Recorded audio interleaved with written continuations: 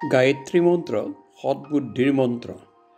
ওম ভূৰ্ভুৱঃ স্বঃ তৎসবিতুৰ্বৰেণ্যং ভৰ্গো দেৱস্য ধীমহি ধিয়ো য়ো নঃ প্ৰচোদয়াৎ। আজিৰ কাহিনী ক্ষুদ্ৰ শ্ৰদ্ধাও মহত্বপূৰ্ণ, চুটি শ্ৰদ্ধাভি মহত্বপূৰ্ণ। আচাৰ্য বিনোৱা ভাৱেৰ মাকে এদিন তেখেতৰ সন্তানসকলক কৈছিল, বাচাহঁত, তোমালোকে এতিয়া বুজিব পৰা হৈছা।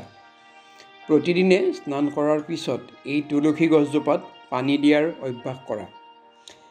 আমাৰ পৰম্পৰাত তুলসীৰ উপাসনা বহু আগৰে পৰা চলি আহিছে।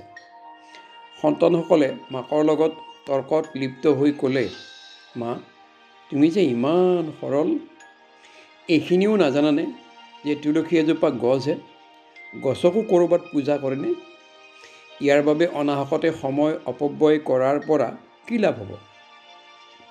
মাকে ক'লে, লাভ আছে বাচাহঁত।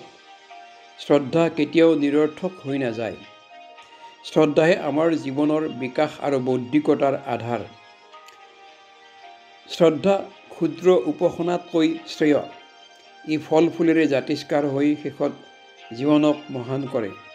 সেইবাবে শ্ৰদ্ধাৰ ভাৱ অমূলক নহয়। তেতিয়াৰে পৰা বিনোৱা ভাৱে মহাশয়ে প্ৰতিদিনে তুলসীত পানী দিয়া আৰম্ভ কৰিলে।